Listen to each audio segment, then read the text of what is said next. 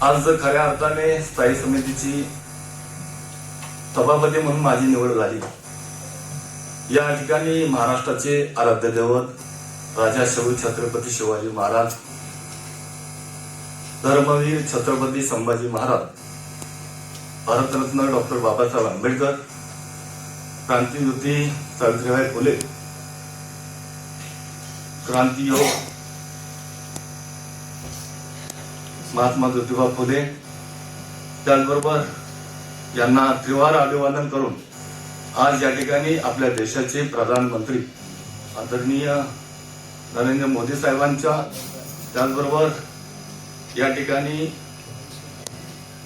महाराष्ट्र राज्याचे आपल्या सर्वांचे लाडके मुख्यमंत्री आदरणीय देवेंद्र फडणवीस साहेब, देवाभाऊ, त्याचबरोबर भारतीय जनता पार्टीचे प्रदेश अध्यक्ष आदरणीय रवींद्र चव्हाण साहेब, त्याचबरोबर महाराष्ट्र राज्याचे वन मंत्री आणि ठाणे जिल्ह्याचे संपर्क मंत्री, पालघर जिल्ह्याचे पालकमंत्री आणि नवी मुंबईचे शिल्पकार आमचे वडीलधारी गॉडफादर आदरणीय गणेशजी नाईक साहेब यांच्या आशीर्वादाने, त्याचबरोबर माझे आई वडील यांचा आशीर्वाद आणि या ठिकाणी ठाणे लोकसभा मतदारसंघाचे माजी खासदार संजीवजी नाईक साहेब, त्याचबरोबर या ठिकाणी ऐरली विधानसभा मतदारसंघाचे प्रथम आमदार युवा नेते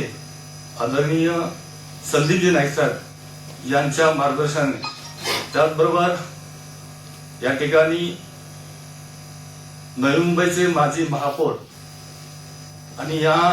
सभागृहाचे सभागृह नेते माझे सहकार, ज्यांच्या सहकार्याने मी आज या ठिकाणी बसलो ते आमचे सर्वांचे युवा नेते सागरजी नाईक साहेब, त्याचबरोबर या ठिकाणी महापौर महोदया, त्याचबरोबर सन्माननीय उपमहापौर महोदय, सर्व सदस्य, ज्येष्ठ नगरसेवक माजी महापौर जे सुतार साहेब, ज्येष्ठ नगरसेवक माजी महापौर सुधाकर सोनवणे साहेब, सर्व सन्माननीय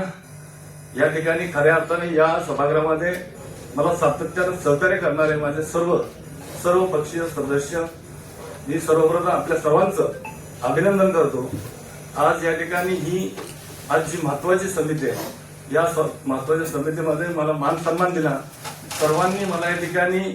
या नवी मुंबईचा पारदर्शक आदरणीय गणेशजी नाईक साहेबांना जे अपेक्षित आहे, ज्या पद्धतीनं ही नवी मुंबई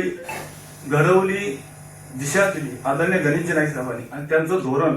लोकांच्या लोकाभिमुख कामासाठी या नवी मुंबई शहराचा पैसा खर्च झाला पाहिजे। योग्य ठिकाणी या नवी मुंबई शहराला ज्या पद्धतीने लोकांना ज्या अपेक्षित कामांची अपेक्षित आहे त्या पूर्ण करण्याकरता ही समितीच्या माध्यमातून नक्कीच काम करेल। या ठिकाणी मी सातत्याने आमचे युवा नेते सागरजी नाईक साहेब हे तर मला सातत्याने या ठिकाणी सहकार्य करतील, मार्गदर्शन करतीलच, परंतु या नवी मुंबईला सर्वसामान्य जनतेला एक प्रामाणिकपणे काम या समितीच्या माध्यमातून करून एक प्रभावशाली प्रामाणिकपणे आम्ही या ठिकाणी नक्कीच या समितीच्या माध्यमातून काम करू। आपण सर्वजण आज या ठिकाणी उपस्थित राहिलात, मी मनापासून आपल्या सर्वांचं आभार मानतो आणि विशेषतः ज्या पद्धतीने या सर्वसामान्य शेतकऱ्याच्या कुटुंबामधल्या एक घटकाला, एक कार्यकर्त्याला आदरणीय गणेशजी नाईक साहेबांनी जो न्याय दिला, हा नवी मुंबई शहरासाठी खऱ्या अर्थाने अतिशय एक दिशा